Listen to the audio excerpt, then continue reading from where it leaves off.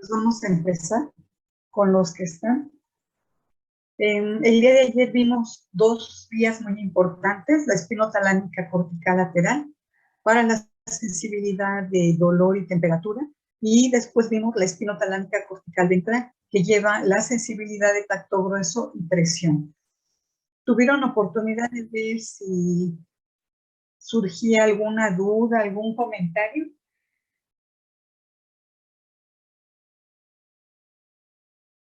¿No? Ninguna duda. Todo bien, doctora.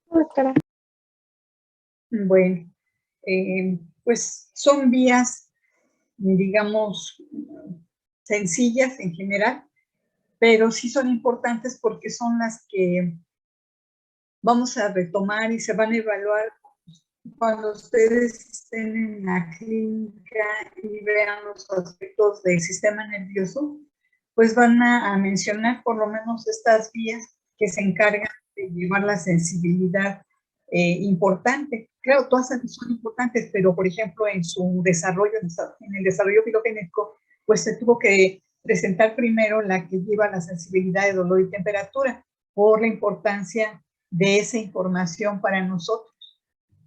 Ya después se desarrollaron otras vías, como la de tacto grueso, presión. Y hoy vamos a ver otra vía que es muy parecida, pero tiene más detalles que las que hemos visto hasta aquí.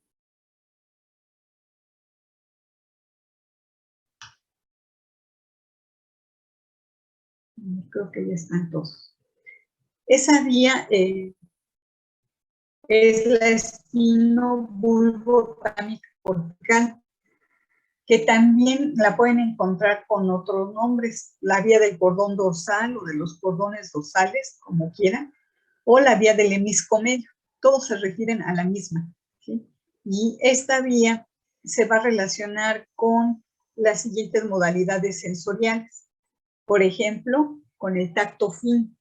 El tacto fino es el que nos permite distinguir un objeto a través de estarlo manipulando, de estarlo tocando, que se llama estereognosia. Entonces, ese tipo de información va con esta vía, es el tacto fino. Podemos saber si es una moneda de 10 pesos, una moneda de 5 pesos, es una pluma, es un lápiz. Otro tipo de información que conduce esta vía es la propiocepción consciente.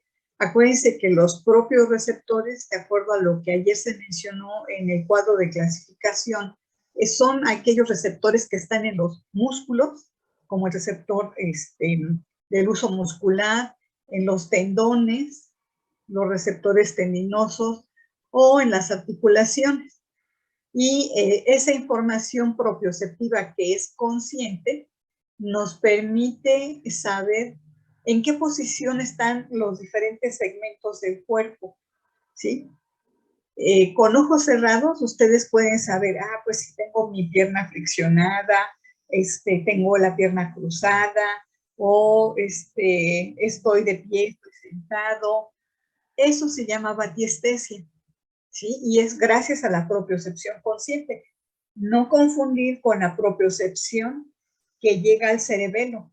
Esa información no es consciente. Es importante, sí, pero esa información no es consciente. Esta que vamos a ver ahorita con la vía es información de todos los receptores de músculos, tendones y articulaciones del cuello hacia abajo, pero que va a llegar a la corteza cerebral. Eso lo hace consciente y se llama batiestesia. La sensibilidad a la vibración, que es la capacidad de sentir una estimulación continua, se le llama palenestesia y se explora utilizando un diapasón vibrando y se coloca en salientes óseas. Entonces, eso se puede distinguir y va a través de esta vía espinobulbotalámica cortical. Es la palenestesia. Y también la sensibilidad al peso de los objetos. A eso le vamos a llamar varestesia. Entonces, toda esta información Fíjense bien cómo va a través de una sola vía. Esta vía, cuando por alguna razón se daña, ya sea acá donde se integra en su trayecto, van a presentar algunos datos como asterognosia, abatestesia, afarenestesia y avarestesia. Ustedes saben muy bien que A quiere decir sin o privativo de, entonces se pierde toda la capacidad para reconocer objetos por el sentido del tacto, la capacidad de reconocer la posición de los segmentos corporales con los ojos cerrados, la palenestesia, no distinguir un objeto vibrando sobre las salientes óseas, y la avarestesia, no poder distinguir de dos objetos que tenemos, uno en cada mano, cuál es más pesado, ¿sí? Entonces, esa es la avarestesia. Como ustedes se fijan, pues es una vía que lleva información muy, muy importante también. Vamos a ver cuál es su inicio, su trayecto y dónde termina. Se parece mucho a las vías que ya revisamos, la espinotalámica cortical lateral y la ventral. Hay muchos puntos en concordancia. Hay algunos detalles que son los que vamos a mencionar, que la hacen diferente, ¿sí? Entonces, tenemos a los propios receptores. Aquí tenemos al uso muscular o las fibras intrafusales que tienen un receptor anulo espiral. Y ese es uno de los receptores para esta vía. Y ese receptor está detectando qué tan relajado o contraído está un músculo. Lo vamos a ver en la siguiente unidad al principio, cuando retomemos el tema de el uso muscular y el receptor anulo espiral, ¿sí? Los otros receptores decíamos que están en los tendones, que también nos permite detectar si un músculo está relajado o está contraído. Y los otros son los receptores articulares para poder saber cuál es la posición de las articulaciones. Otros receptores, además de los propios receptores, están relacionados con, me sigue saliendo que es inestable. A ver, voy a apagar la cámara.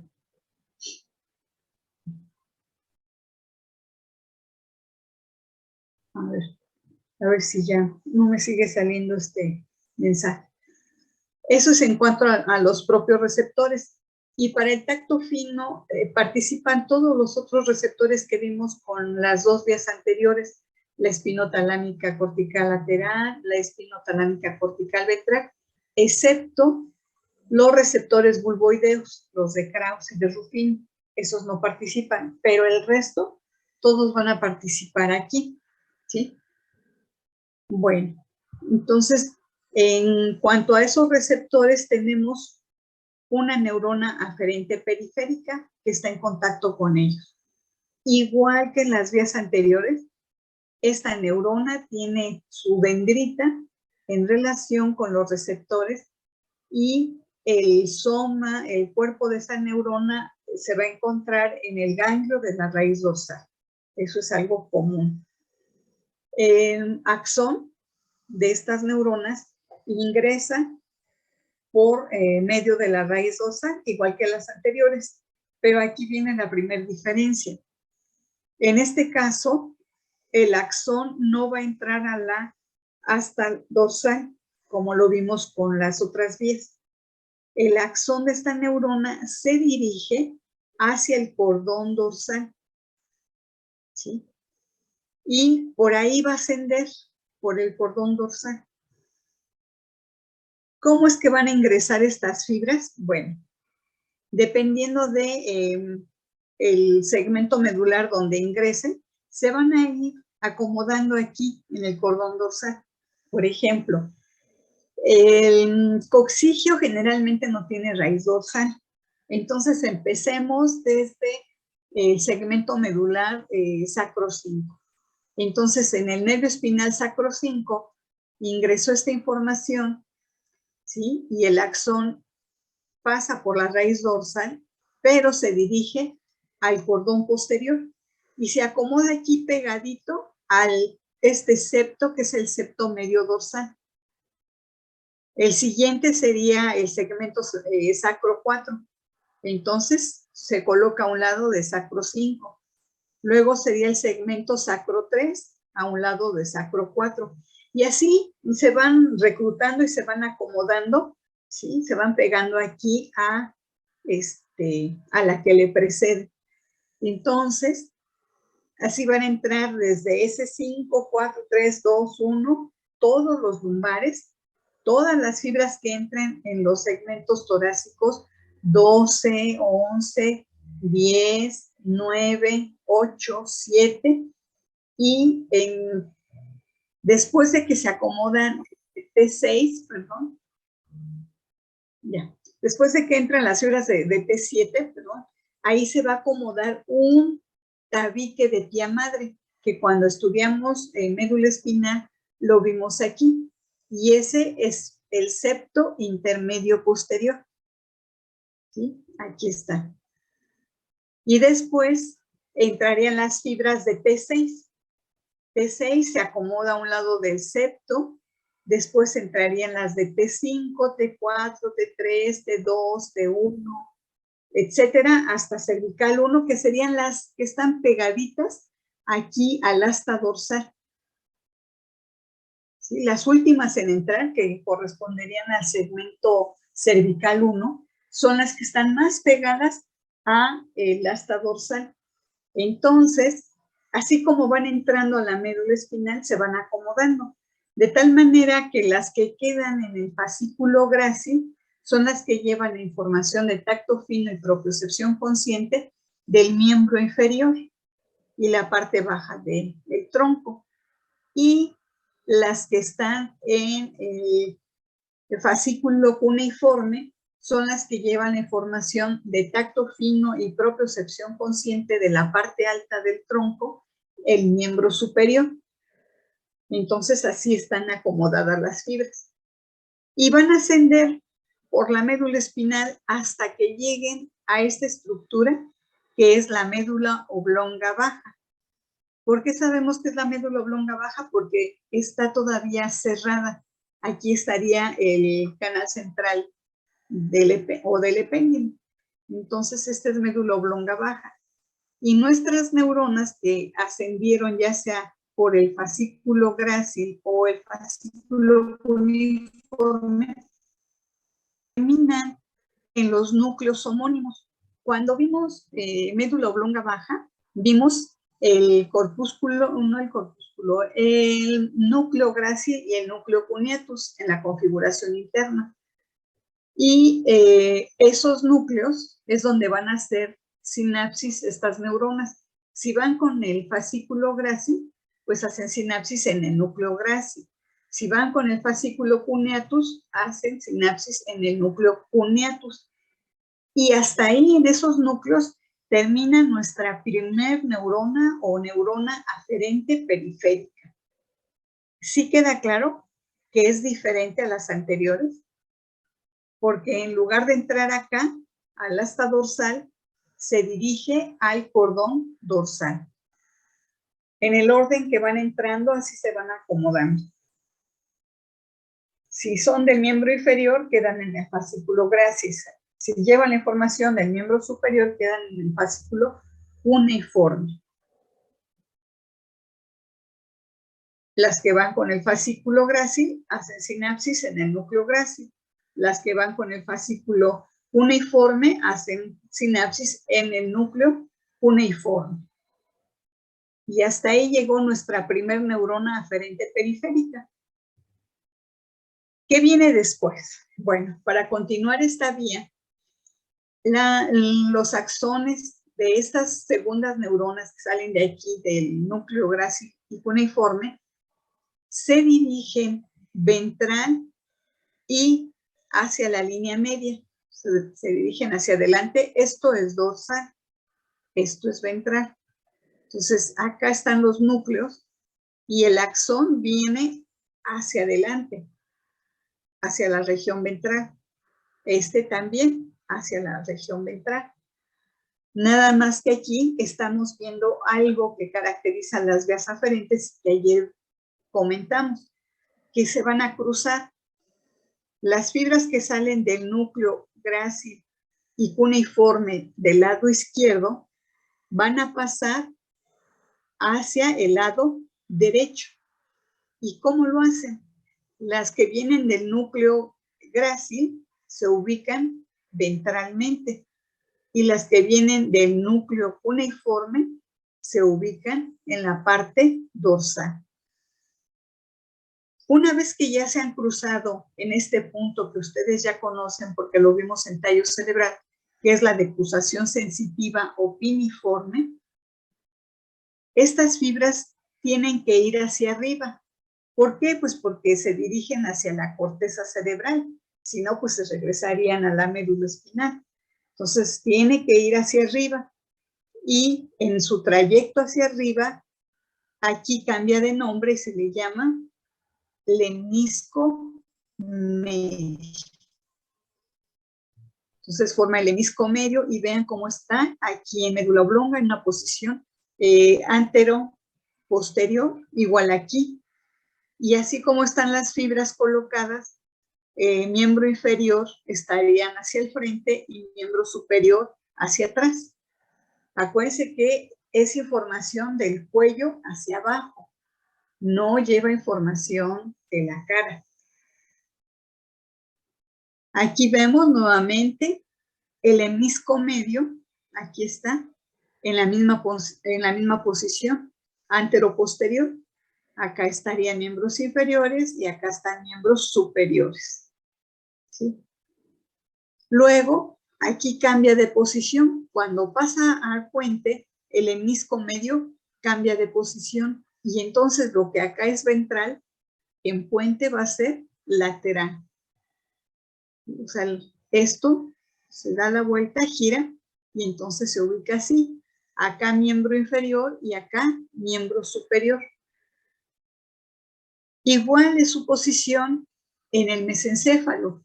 Las fibras que salieron del núcleo cuneiforme son mediales con respecto a las que salieron del núcleo grácil, que son laterales. Esta segunda neurona va a terminar en el tálamo.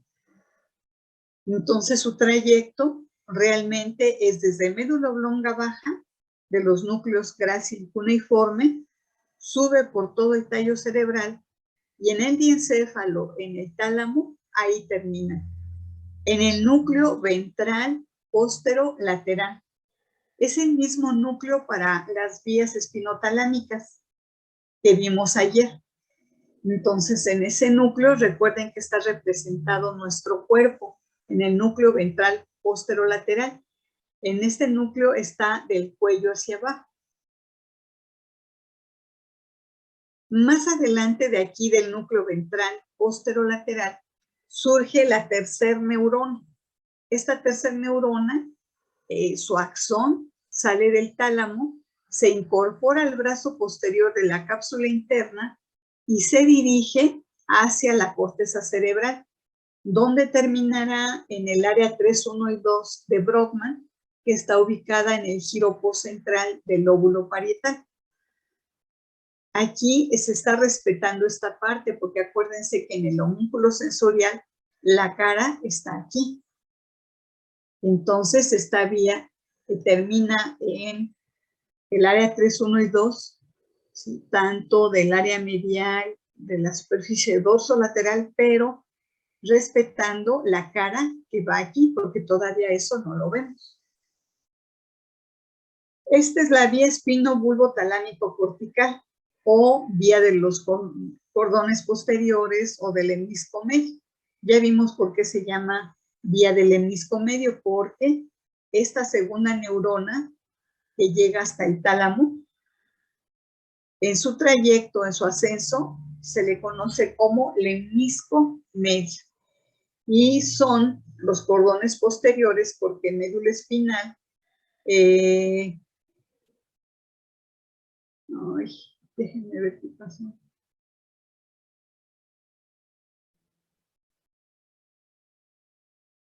Miren, me salió un mensaje que la sesión termina en 10 minutos. Yo creo que ya se me terminó el permiso que nos dan en la UNAM y lo tengo que renovar. Entonces, para esta clase vamos a tener que salir una hora, dar la clase y salirnos porque no nos dan más de una hora. Sí, entonces, discúlpenme, pero ayer ya ven que tuvimos la clase de 3 horas y no hubo ningún problema, pero ahorita ya me salió el anuncio de que me van a cortar en 10 minutos. Bueno, vamos a seguir. Les decía, es muy parecido en cuanto a estas vías que vimos ayer y hoy, son muy parecidas.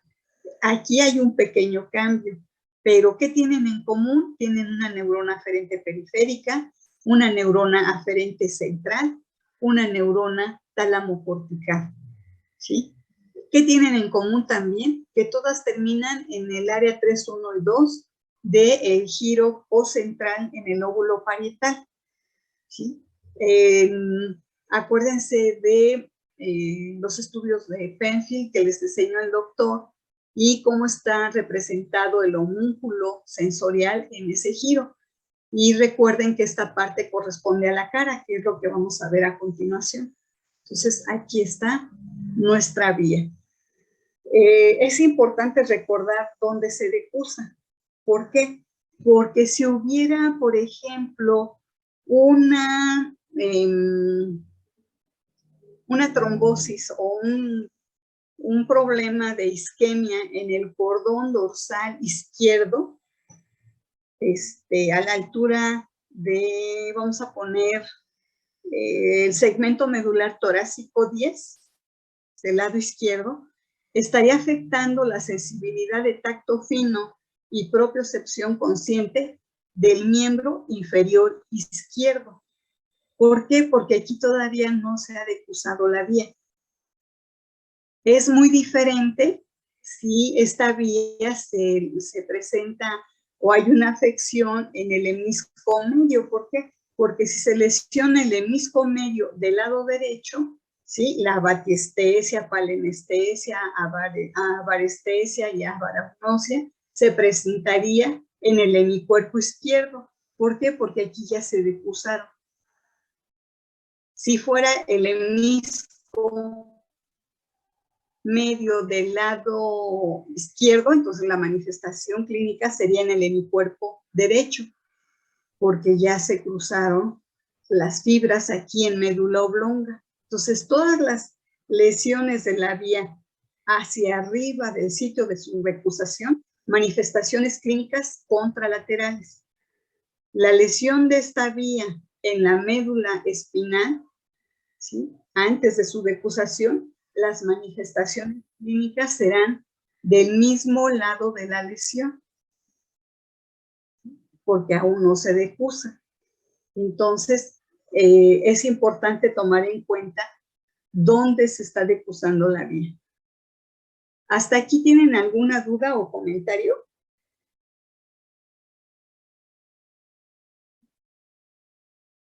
¿Sí? No, doctora. ¿No? Todo bien. Doctora, yo tenía una duda, porque bueno, ahorita que mencionó esto, revisando también lo que apunté de ayer, entonces, de la vía espinotalámica cortical ventral, la decusación se hace al mismo nivel al que llega, ¿verdad? No es como esta que es hasta la médula oblonga, sino que la anterior que vimos se decusa inmediatamente en el segmento medular en el que se encuentra, ¿no? Sí, así es. Así es, igual que la espinotalámica cortical lateral, tienen sus detalles, porque les decía que ingresan aquí las neuronas en el segmento que les corresponde, pero esta neurona periférica tiene un recorrido hacia arriba y hacia abajo como de 2 segmentos a través de un fascículo de Bisawer, y ya después se va a decusar o va a entrar aquí al núcleo propio en este caso y va a ser sinapsis. Pero son así como detalles, como dices, y dices muy bien, en este caso, vean cómo se está decusando en el segmento medular que le corresponde, Si este es el dermatoma torácico 10, obviamente este es el segmento medular torácico 10 y se estaría decusando en T10. Si fuera, no sé, cervical 5, este dermatoma, entonces este sería el segmento medular cervical 5 y ahí es donde se está decusando. Y solamente esta vía se decusa o se va a cruzar hasta médula oblonga baja. La porción cerrada, cuando vimos ahí los núcleos grácil y cuneiforme. Entonces, ese es un dato que distingue a esta vía. Entonces, su exploración, hay, digamos, mucho material para su exploración, porque se le puede pedir al paciente que reconozca un objeto por el sentido del tacto, o claro, un objeto que él conozca, que sea de su dominio, no hay que darle algo desconocido y que no pueda decirnos qué es. Eso sería la estereognosia. Sentarlo y cambiar la posición, por ejemplo, de los miembros inferiores con ojos cerrados, que nos diga cómo está. La palenestesia, pues con un diapasón vibrando. Y la varestesia, darle dos objetos de pesos diferentes que nos diga cuál es el que pesa más. ¿Sí? Entonces, pues eso es en cuanto a esta vía. Si no hay dudas, vamos a continuar con otras vías. Con esto terminaríamos la información aferente somática general del cuello hacia abajo. Están las otras dos vías, las espinocerebelosas, pero esas ya no se van a revisar. ¿Qué nos faltaría? Pues saber qué ocurre con la información de dolor, temperatura, de propiocepción de la cara y sus cavidades.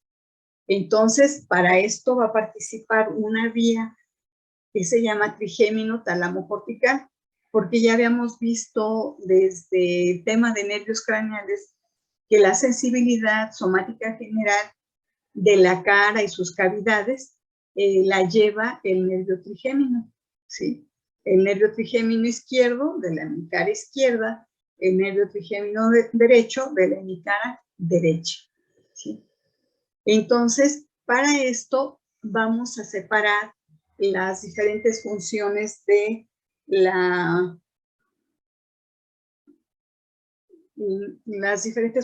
esta vía. Entonces, vamos a empezar por tacto fino. El tacto fino ya vimos que participan casi todos los receptores cutáneos, excepto los bulboideos, los de Krauss y de Ruffin, pero participan sobre todo los de Meissner, ¿sí? Para este tipo de sensibilidad. Vamos a ver qué sucede. Vamos a encontrar en la piel de la cara y en las mucosas de las cavidades, vamos a encontrar los receptores en los tres territorios que ya conocen ustedes. El territorio de la rama oftálmica, el territorio maxilar y el territorio mandibular. Entonces, en la piel o en las mucosas vamos a encontrar esos receptores.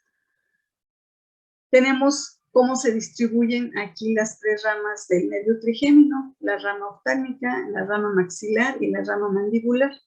Estas son sus dendritas y van a encontrar su soma o su cuerpo en un ganglio, que es el ganglio trigeminal, antes conocido como ganglio de Gasser. El axón va a entrar, o el axón de estas fibras, van a entrar al tallo cerebral, ¿sí? A través de una línea imaginaria entre la cara ventral y lateral del puente, o en la base del pedúnculo cerebeloso medio, como le quieran llamar. Ese es el punto de referencia. Ya sabemos por dónde entraron al cráneo las tres ramas, la rama oftálmica, la rama maxilar y mandibular, eso ya lo vimos. También vimos el origen aparente del nervio trigémino, que es en el límite entre la cara ventral y lateral del puente. Y nuestros axones van a terminar